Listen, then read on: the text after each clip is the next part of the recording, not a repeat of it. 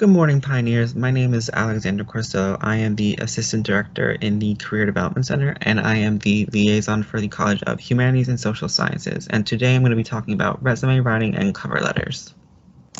So, a little bit about our department.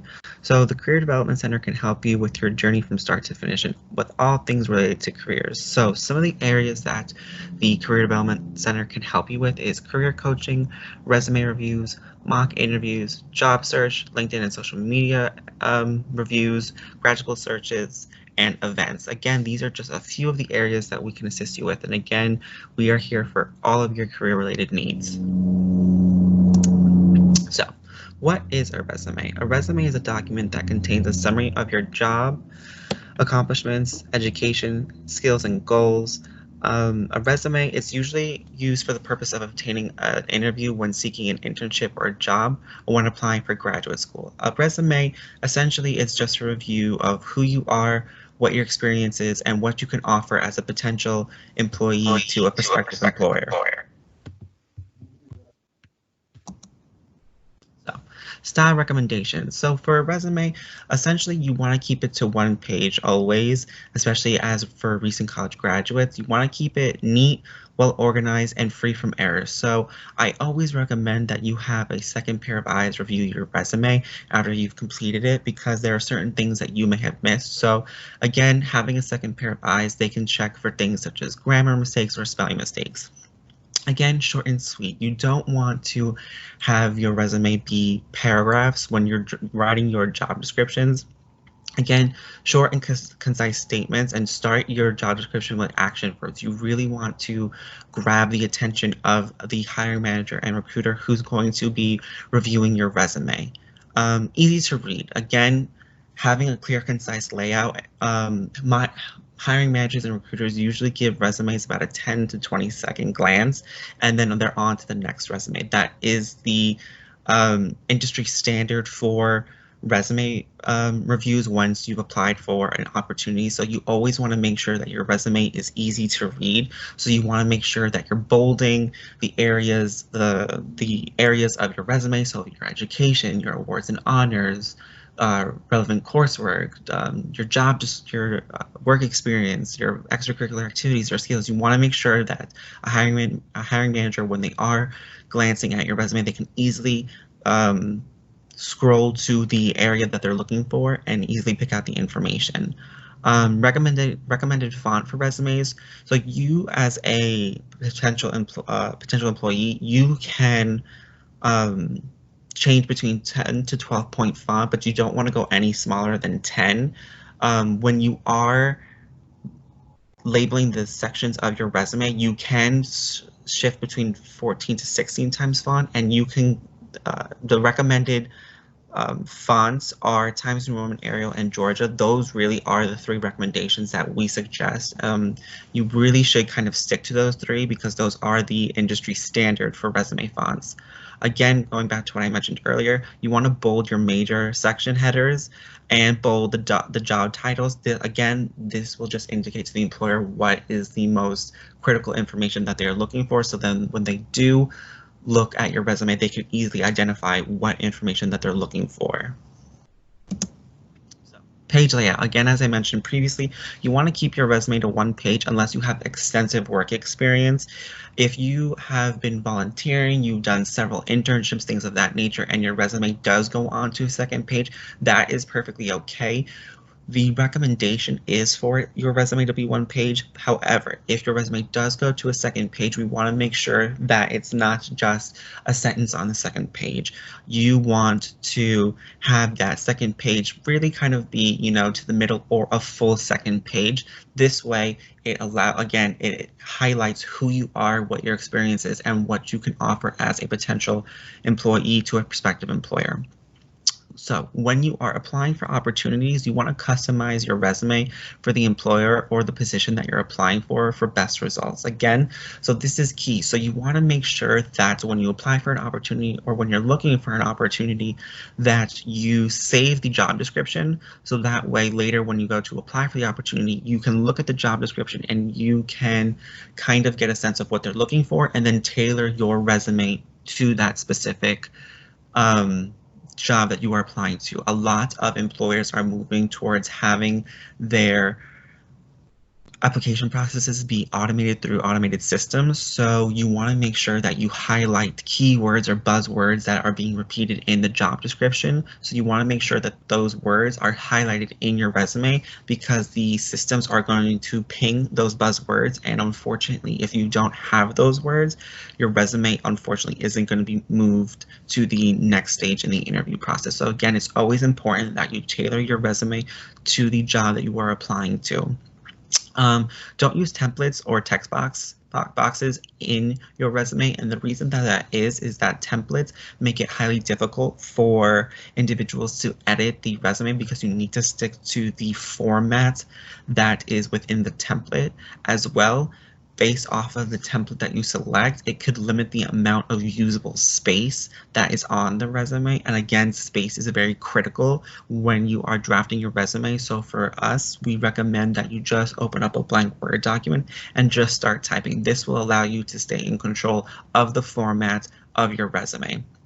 Really important, it's important that you use present and past tense when you are drafting your resume. So if you currently are at a position, you're going to use present tense. And then if you're no longer at an opportunity, you want to make sure that it's past tense to indicate that you are no longer at that opportunity. Again, these are some things that employers are looking for. And if you have an opportunity that you are no longer working at and you have it as current, that could be an indicator to a potential employer that they don't want to move you on to the next stage in the interview process. So again, it's always key that you revise your resume, you have a second pair of eyes, look at your resume, and that you pay attention to the details. This is also very important when you are submitting your resume to a potential job opportunity. You want to make sure that you submit all your documents as a PDF. This way, when a potential employer downloads the documents, it does not change the format of your resume, your cover letter, references, things of that nature. This is really key because depending on the type of computer that they have or the format that you've indicated, it can change based off of how the employer downloads it. So when in doubt, always save your documents as a PDF and upload them as such.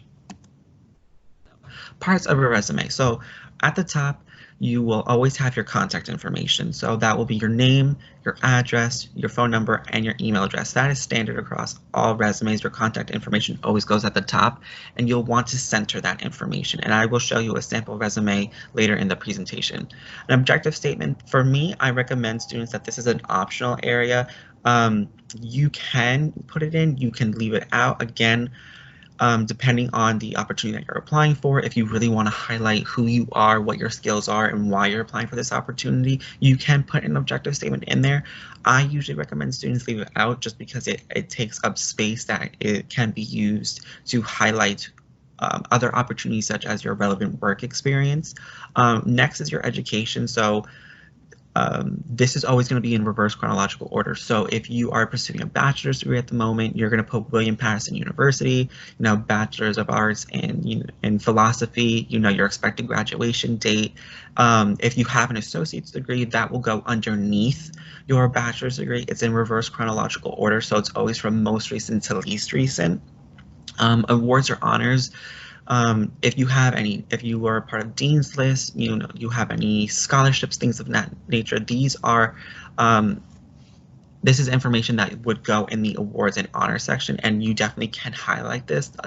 This is something that would help you stand out during the interview process that an employer may find interesting. Relevant coursework. This is where you can put, I usually recommend students can list 6 to 7 senior level courses that they've taken. So from the 3,000 to 4,000 level courses, you can put 6 to 7 courses. Again, this will indicate to a potential employer what your conceptual knowledge is of your industry that you're looking to go into, what knowledge you have based off of your major that will be coupled with your relevant work experience or your internship experiences. Next, followed by relevant coursework, is your work experience or internship experience. So this is going to be the nuts and bolts of your resume. This is really going to be where you as a prospective employee are going to be able to highlight to a prospective employer who you are and what your experience is. So again, in this area, you want to make sure that you are as detailed as possible with your job descriptions. I usually recommend that if you are having difficulty coming up with your job description, you can certainly reach out to your former supervisor, or you can Google a job description based that's similar to what you're doing now, so you can kind of get a sense of what your responsibilities were, and then that way you can start to begin drafting your job description.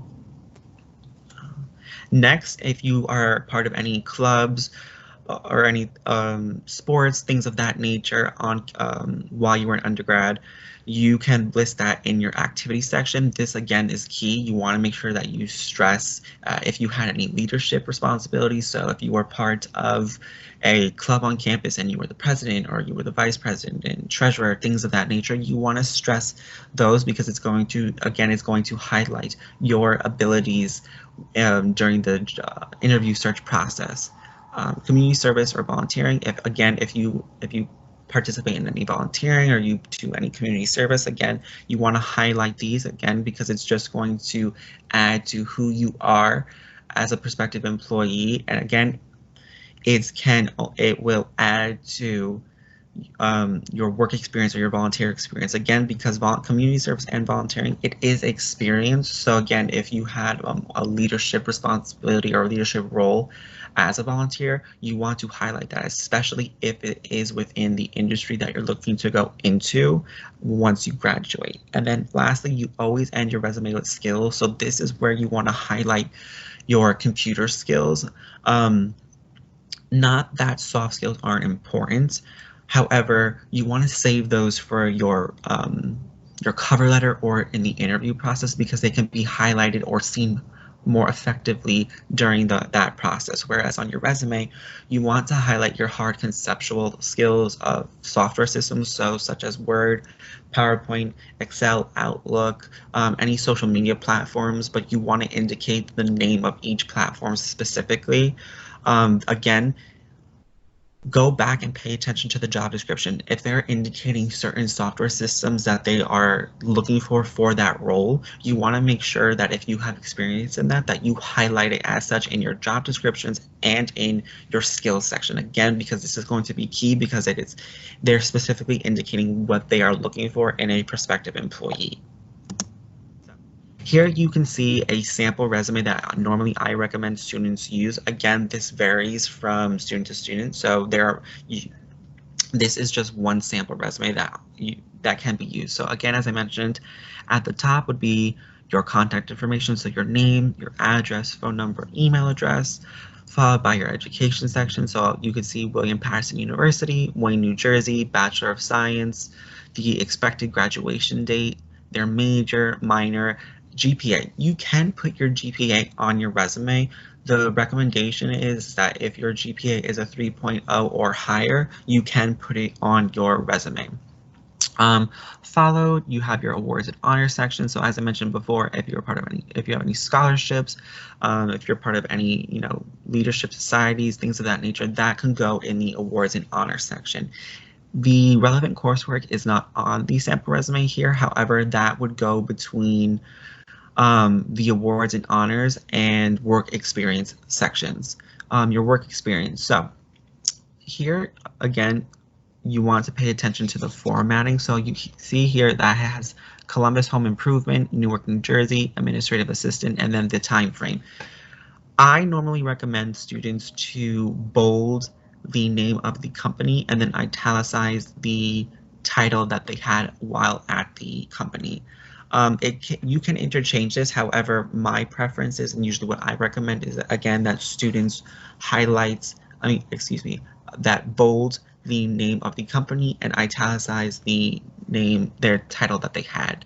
And then here again, you just looking at the job descriptions, you just want to be as detailed as possible. You don't want to leave any room for questions on the employer's part when they are reviewing your resume. You want the questions to come based off of the information that you've provided from them and not based off of missing gaps within your resume. And again, if you have questions regarding your resume, please do not hesitate to contact us at the Career Development Center. Activities. if you look at the activity section, so again, this can be extracurricular activities that are on campus or off campus. But again, it goes back to stressing what your responsibilities were and again, relating them to the job opportunity that you're applying for, so that this way everything just flows in a concise format. And then at the bottom, skills, how I mentioned previously, you want to highlight your computer skills. So this is all the software systems that you're knowledgeable in. Additionally, you can add in a languages category so that if you are fluent in a second language, you do want to highlight that because it's just going to add to who you are as a prospective employee. Contact information. Again, contact information always goes at the top of the resume. When you are listing your contact information, you want to make sure that you're using a professional email, again, because first impressions are everything. So you don't want to knock yourself out of the running for a potential job opportunity because your email isn't professional. So for example, here you can see jane.doe@yahoo.com. We would recommend you using an email such as that rather than lazyjane@yahoo.com. Again, first impressions are everything, so you want to make sure that you're giving yourself every ample opportunity to move on to the next stage in the interview process. Tips to boost your resume. As I mentioned previously, always have a second pair of eyes look at your resume. This individual, whoever you have look at your resume, may be able to catch something that maybe you're not seeing. So again, it's always important to have a second pair of eyes look at your resume, and just kind of give you some feedback on, hey, maybe try, rewording this way, or maybe let's try, updating your job description, things of that nature. It can't hurt you to have a second pair of eyes look at your resume. Again, you want to make sure that when you are drafting your resume that it's easy to read and that the information can be easily picked out if a hiring manager or recruiter is giving your resume a 10 to 20 second glance. Again, always relate your resume to the job description, so make sure that the information that is in your resume is up to date and relevant to the job description. Again, highlight relevant skills.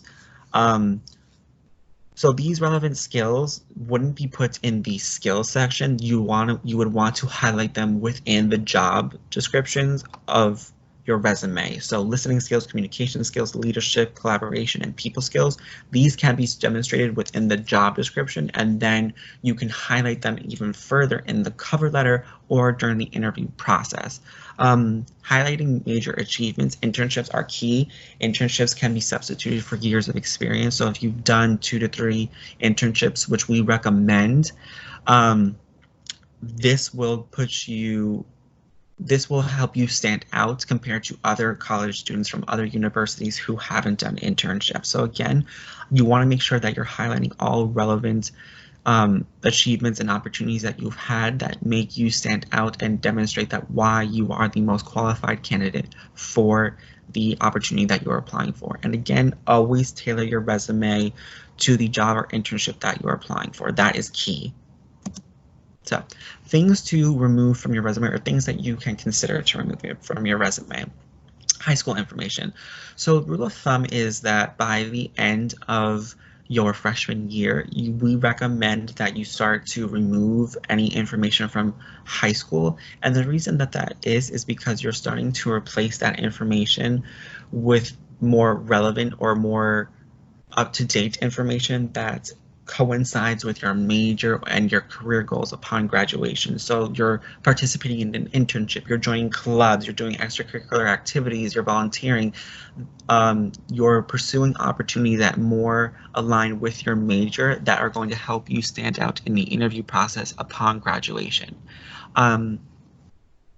Below our average GPA, as I mentioned previously, we recommend that students that if your GPA is a 3.0 or higher, you can put it on your resume. If it falls below a 3.0, rule of thumb is we usually recommend students not put their GPA on their resume. Photos. Photos are never recommended to be put on your resume. Again, first impressions are everything. And again, as you start to move closer to the to graduation and moving from student to prospective employee. There are biases in the interview process. So again, you want to make sure that you give yourself every ample opportunity to move on to the next stage in the interview process.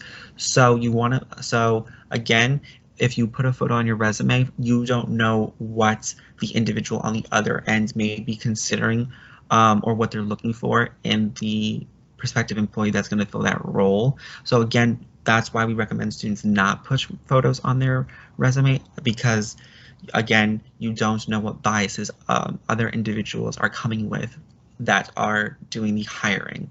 A series of short-lived jobs.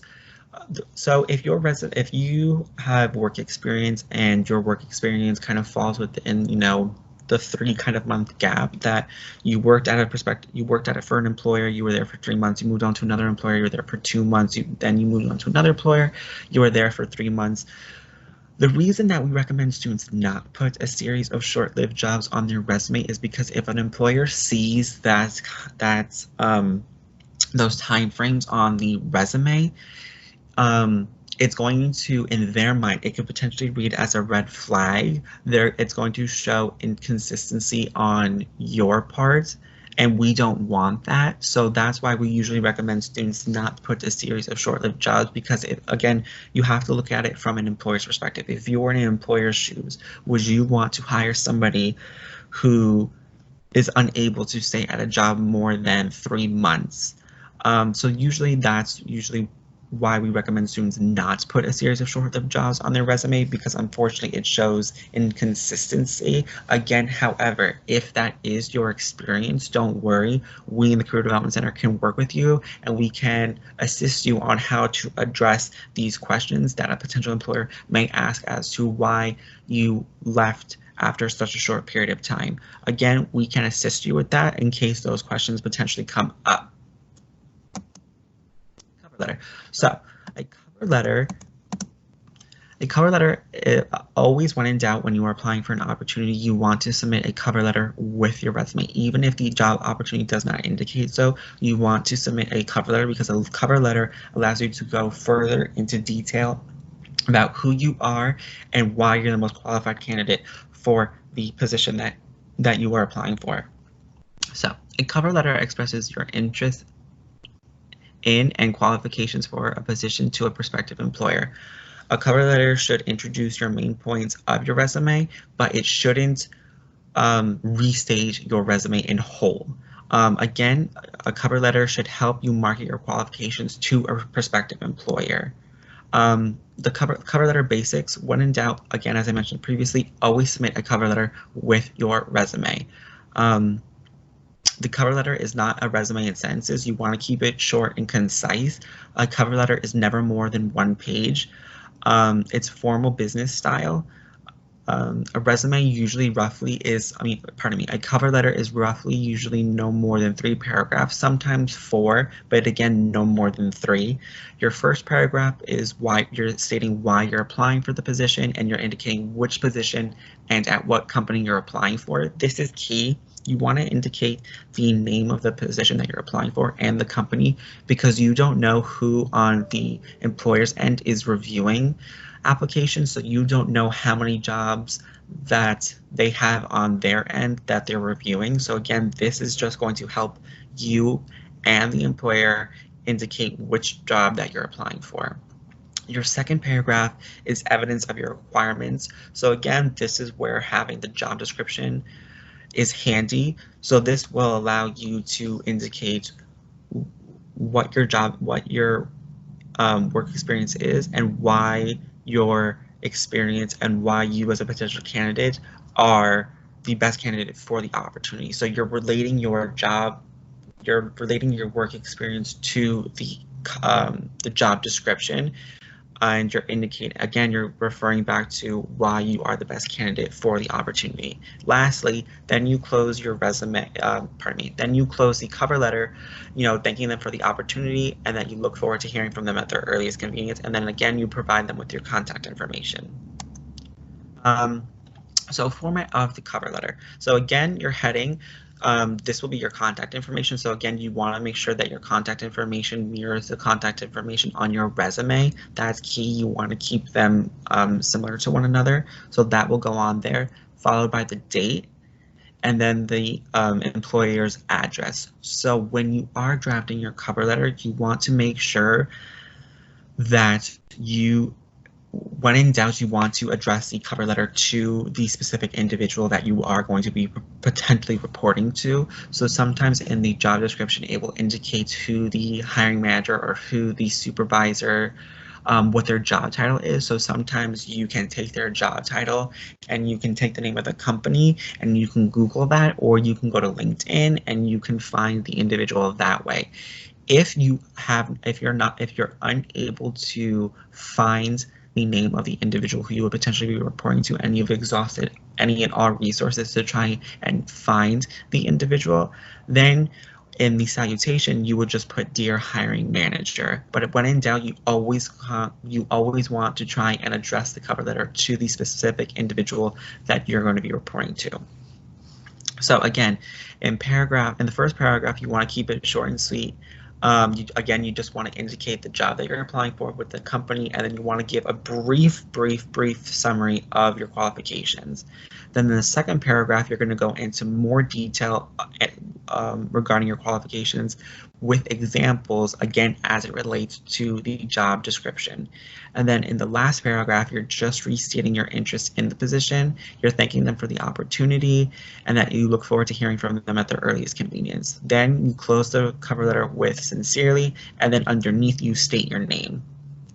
So here you can see is a sample cover letter format. So again, at the top is your name with your contact information, followed by there you see the date. With the date, you want to put the date of the day that you're submitting your application. So if you wrote your cover letter, 2 days prior to you applying for the opportunity, that's perfectly okay. However, you want to make sure that you update the date on your cover letter. Then goes into the contact information for the organization.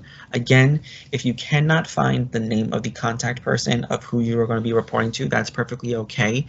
Then you would just remove the name of the contact with the address, and then underneath at the salutation, you would just put "Dear Hiring Manager."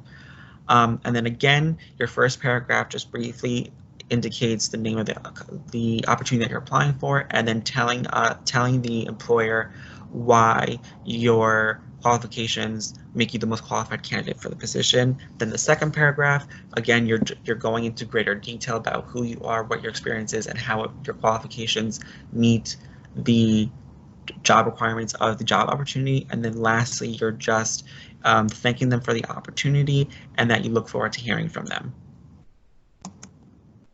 So cover letter tips. Again, as I mentioned previously, address the cover letter to an individual, not an organization. So again, if you've exhausted any and all resources to try and locate the individual, again, that's when you would put "Dear Hiring Manager." However, again, you want to try and always address your cover letter to a specific person, because it shows that you kind of went that extra mile and you did your due diligence. Sometimes you can contact the organization directly, ask to speak to their human resources department, and see if they're willing to provide you with the name of the individual who you will potentially be reporting to. You can do that. However, when in doubt, most likely you can find the name of the individual on LinkedIn or by doing a simple Google search. Next, you always want to customize your cover letter to each opportunity that you're applying for. This is really important. You don't want to have a standard cover letter where you're kind of just customizing and just replacing certain information with updated information. You want to tailor your cover letters specifically to the job that you are applying to, just as you would with the resume. Again, this is going to show that you went the extra mile to research the company and demonstrate how your qualifications make you the most qualified candidate and how you would fit seamlessly into this role at the company. Again, do not repeat your resume, just highlight it. Again, you're not restating your resume on your cover letter, you're highlighting the achievements that make you stand out, again, that demonstrate how you are the most qualified candidate for the position. And always, always, always stress the positive when writing your cover letter. Handshake. Handshake is the Career Development Center's online job portal.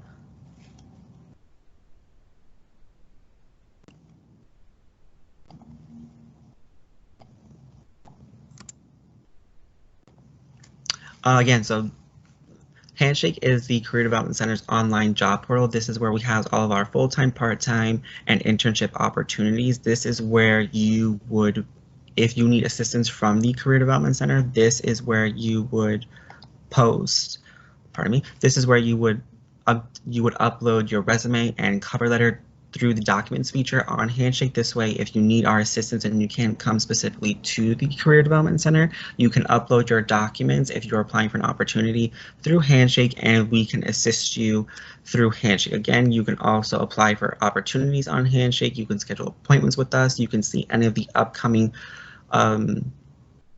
events and career fairs that we have coming up. Handshake, again, is your one-stop shop for any and all opportunities with the Career Development Center. So where we're located, the Career Development Center is located on the 3rd floor in the Student Center. Here is the Career Development Center's main line, and again, here is my email address. So if you have any questions, please do not hesitate to contact us at the Career Development Center. We are here to assist you with all your career-related needs, and we are more than happy to assist you with any questions that you may have. So for any students that are looking to complete their professional badge, if you submit the word resume to the Career Development Center email, we will be able to count this workshop, this PowerPoint presentation as part of the professional badge. So again, if you submit resume to careerdevelopment@wponj.edu, we will count this as part of the professional badge. So again, if you have any questions, please do not hesitate to contact us at the Career Development Center. Thanks, Pioneers.